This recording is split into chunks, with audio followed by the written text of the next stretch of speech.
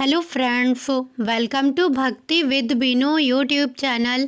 आज के इस वीडियो में हम सुनेंगे भगवान श्री राम की बहन कौन थी और उनका मंदिर कहाँ पर है। ज़्यादातर लोग यही जानते हैं कि भगवान श्री राम के कोई बहन नहीं थी, पर ऐसा नहीं है।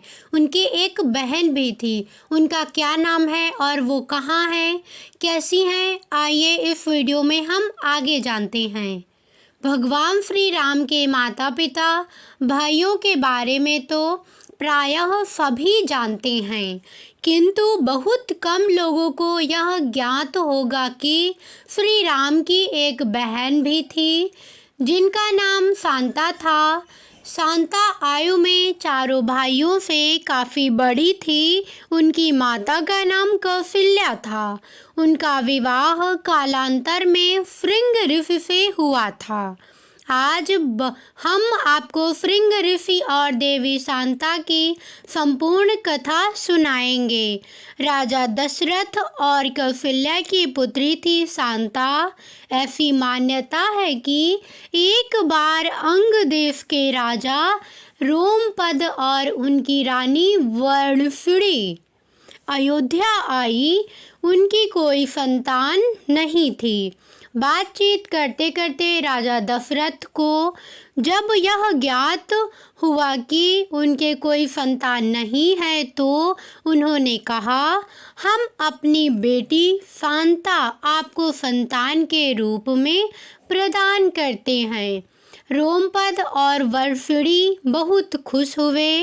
उन्हें शांता के रूप में संतान मिल गई। उन्होंने बहुत ही स्नेह से उनका लालन पालन किया और माता पिता के सभी कर्तव्य निभाए। एक दिन राजा रोमपद अपनी पुत्री के साथ ठिठोली कर रहे थे।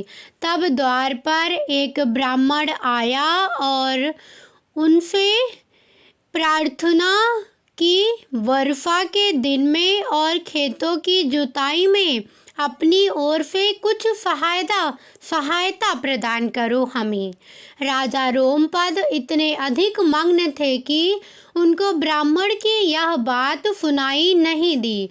राजा के द्वार पर आए एक नागरिक की याचना न सुनने से ब्राह्मण को दुख हुआ और वे राजा रोमपद का राज्य छोड़कर चले गए। वे इंद्र के भक्त थे। अपने भक्त की ऐसी अनदेखी पर देवराज इंद्र राजा रोमपद पर क्रोधित हो गए और उन्होंने उनके राज्य में पर्याप्त वर्षा नहीं की। अंग देश में नाम मात्र की वर्षा हुई। इससे खेतों में बड़ी फसल सूखने लगी। इस संकट की घड़ी में राजा रोमपद श्रृंग ऋषि के पास गए और उनसे उपाय पूछा। ऋषि ने बताया कि वे इंद्रदेव को प्रसन्न करने के लिए यज्ञ करें।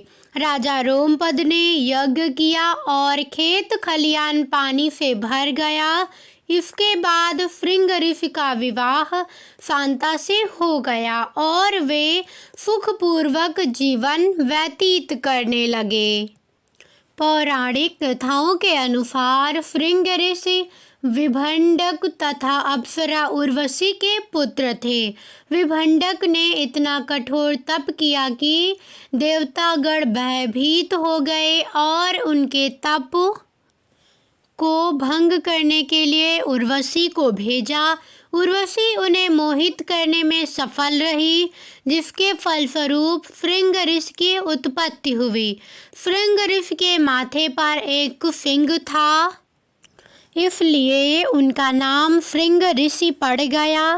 कहा जाता है कि जब राजा दशरथ को उनकी तीनों रानियों से कोई संतान नहीं हुई, तो इस बात को लेकर उन्हें चिंता सताने लगी कि पुत्र नहीं होने पर उनका उत्तराधिकारी कौन होगा।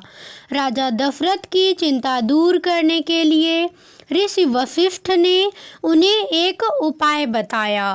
ऋषि वशिष्ठ ने कहा कि आप अपने दामाद श्रृंग ऋषि से पुत्रेष्टि यज्ञ करवाएं।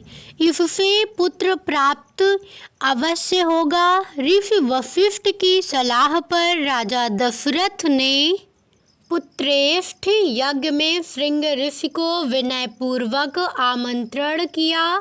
श्रृंग ऋषि एक पुण्य आत्मा थे। जहाँ वो पांव रखते थे वहाँ यश होता था।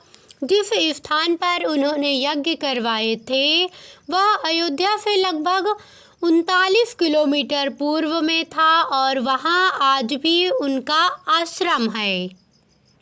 साथ ही उनकी और उनकी पत्नी शांता की समाधियां हैं। हिमाचल प्रदेश के कुल्लू जिले में श्रृंग ऋषि का मंदिर भी है। कुल्लू शहर से इसकी दूरी कुछ 50 किलोमीटर है।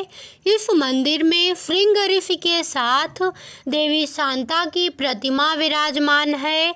यहाँ दोनों की पूजा होती है और दूर दूर से अनेक श्रद्धालु दर्शन करने आते हैं। उम्मीद करती हूँ मेरी यह वीडियो आपको पसंद आई होगी। कैसी लगी मुझे कमेंट करके ज़रूर बताइएगा और कमेंट में जय श्री राम लिखना ना भूलें। लाइक करें, शेयर करें और सब्सक्राइब करें। धन्यवाद।